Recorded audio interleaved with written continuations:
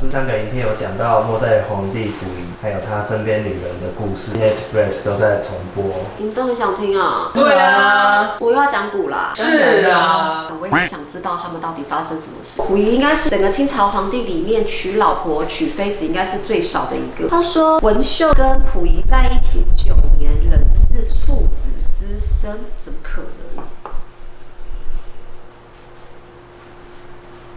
？A few moments later，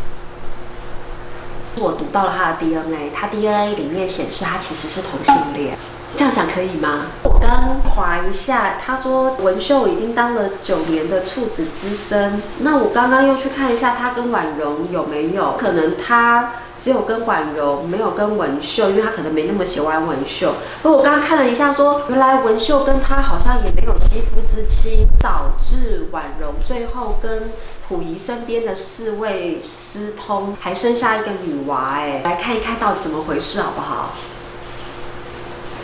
A few moments later， 感觉溥仪他其实并没有很认识他自己是同性恋这件事情。我看到他的 DNA 的百分比里面有64%，他是对男生是比较有感情的，是比较渴望跟男生亲近的。毕竟是皇帝嘛，那皇帝他有他那个开枝散叶，还有就是让这个清朝延续下去，即使是满洲政府也好，有其他军阀支持也罢，他还是必须要去完成他这个头衔而带来的一个权利跟义务。我刚去感觉他娶婉容，我觉得他比较想是把她当成是一个好姐妹或是很好的朋友，因为我感觉到他们刚结婚的头几年无话不聊，而且什么都谈。那我甚至有时候感觉到他们会用很西方的文化的方式在进行交流，我甚至有看到他们会互相写一些英文信或是一些小卡给对方惊喜耶，所以他们之间其实有亦师亦友、亦姐妹，然后也有一些情侣之间的那种心意相通，感觉好像溥仪很长一个时间都会把文秀晾在旁边，导致文秀就会一些心生不满。可是当时的文秀，她一开始还不是2.0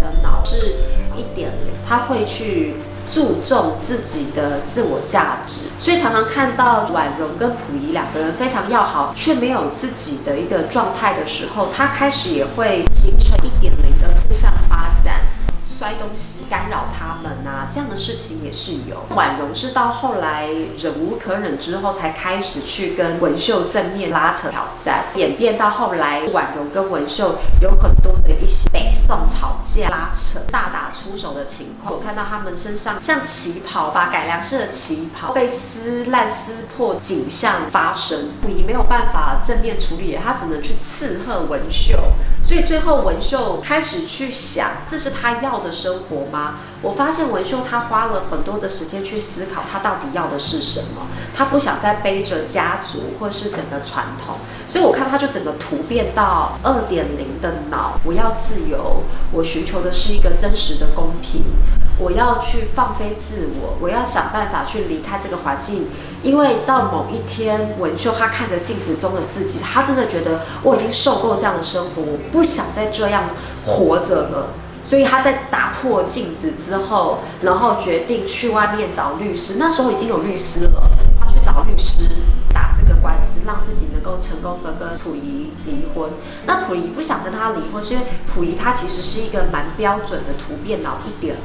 而且还带着一些负向发展，已经有一种他知道他自己是被架空的，他觉得他是一个假的老大，但是他很想去展现我才是一个真正的老大。所以溥仪的个性也会随着文秀的一些激烈的举动，溥仪的个性也开始在变咯，也会越来越专制，越来越霸道。以前还是可以沟通的，可是到后来已经变得越来越没有办法沟通。那婉容也会觉得说，以前的你是可以好好说话或是好好聊天的，怎么到后来你整个人都变了呢？所以我看到溥仪已经开始往一个负向的发展。以前他还是一个非常好聊、开明，虽然他是1.0，但是他是一个开明、可爱的大男孩。但是我看到他越来越刚愎自用，往负向发展。婉容也开始受不了他了，婉容也会觉得说他会寂寞啊，他会觉得我不仅要跟你只是在肉体上的触摸而已，触摸久了也是会有欲望，会有感觉嘛。当他渴望真实的男人的时候，他就开始跟溥仪身边的侍卫长，不是婉容先看上侍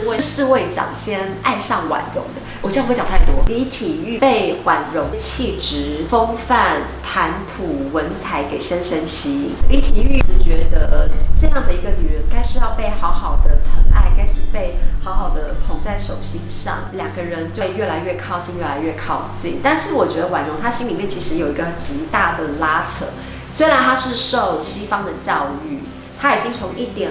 迈向2.0。他也很想透过他在西方的教育去辅佐末代皇帝溥仪成为是一个好的领导者。毕竟溥仪是被架空的状态，被婉容影响跟教导的过程中，他好几次也很想去有一个舞台表现，但是这个舞台一直被拆台，所以溥仪也是心里非常的憋屈跟闷屈。所以后来他很想配合军阀成立另外的一个政府的时候，文秀也很不同意，因为他们很清楚的看到。你以为你得到了更大的权利，可是事实上你仍然是被架空跟炸空的，不如还是维持原状比较安全。因为毕竟女人还是会以整个家族的生存与否为主要的一个前提嘛。到后来，婉容也觉得她好像帮不上溥仪，溥仪也觉得自己不是一个真正的老大，然后开始讲话越来越刻薄、难听，常常在发脾气，搞得婉容她也很不准，也很难过，开始就会染上吸鸦片。那吸鸦片的过程中，她也是心情不好啦，也会迷茫啊，会大哭啦，有时候会酗酒。那李体育也会看不上去，想要去好好的爱这个女人，于是他们两个人就真的在一起。到后来，婉容怀了那个李体育的孩子，一开始溥仪一直在怀疑那个到底是不是他的。到后来皇后的肚子大了，他也不能够去宣传这件事情。突变1.0的是很要面子的，可是那个时候的婉容已经确定我要豁出去了，因为他已经开始很歇斯底里，换他歇斯底里，一直在找溥仪的麻烦，周遭环境的东西都一直砸烂，